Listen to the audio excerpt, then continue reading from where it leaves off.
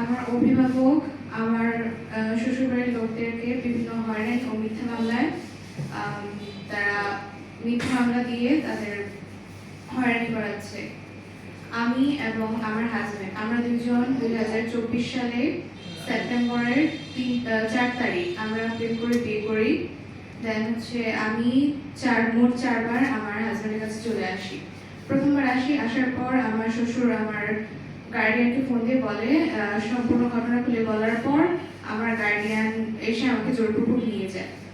দেন আমি দ্বিতীয়বার আসার পর আমার গার্ডিয়ানকে আবার কল দিয়ে বলে যে যেহেতু মেয়েটা 2 বার করে এসেছে আমরা একটা মীমাংসার মাধ্যমে আসি, কিন্তু তারা মীমাংসা চায় নাই, আবার আমাকে জোর করে নিয়ে যায়। দেন আমি তৃতীয়বার আবার চলে আসি, আমাদের বিয়ে হয়। বিয়ে হওয়ার পর আমি 2 মাস সংসার করি। দেন সংসারের পর তারা আবার আমার হাজবেন্ডের নামে এবং আমার শ্বশুরের নামে মিথ্যা মামলা দেয়। নারী নির্যাতন, অপহরণ এবং ধর্ষণের মিথ্যা মামলা দেওয়ার পর তারা তাদেরকে ধরে নিয়ে যায় এবং আমাকে ধরে নিয়ে গিয়ে তারা বিভিন্নভাবে ভয় দেখায় যে তুমি যদি এইভাবে না বলো বা তুমি যদি তোমার বাবার জন্যই না যাও তাহলে তোমার হাজবেন্ড এবং তোমার শ্বশুরের ক্ষতি করা হবে। দেন আমি ভয়ে তাদের কাছে চলে যাই।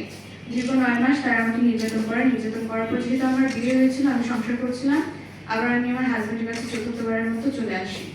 চলে আসার পর এবার তারা যখন হাজিরা দিতে যায়, দেন আমার হাজবেন্ডকে আবার আটক করে পুলিশ দিয়ে।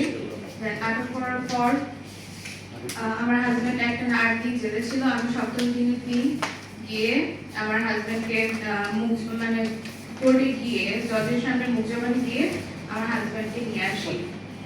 এরপর তারা এখনো তাদেরকে হয়রানি করাচ্ছে যে তারা বলে আমাকে গুম করে রেখেছে। আমি আমার নিজ ইচ্ছায় এসেছি, তারা আমাকে গুম করে রাখিনি এবং তারা দাবি করে আমি বলে নাবালিকা। আচ্ছা, আমি যদি নাবালিকাই হই তারা তাহলে আমার বিয়ে কিভাবে করে? অবশ্যই আমি সাবালিকা এবং আমার কাবিননামা দেখতে পারেন, সেখানে প্রমাণ আছে। তারা আমাকে মানে দাবি করছে আমি নাবালিকা, এইসব দাবি করে তারা আমার শ্বশুরবাড়ির লোকদেরকে হয়রানি করাচ্ছে। তাই আমি সকল দেশবাসী ও সরকারের কাছে এর বিচার চাচ্ছি আমার বাবার বিরুদ্ধে।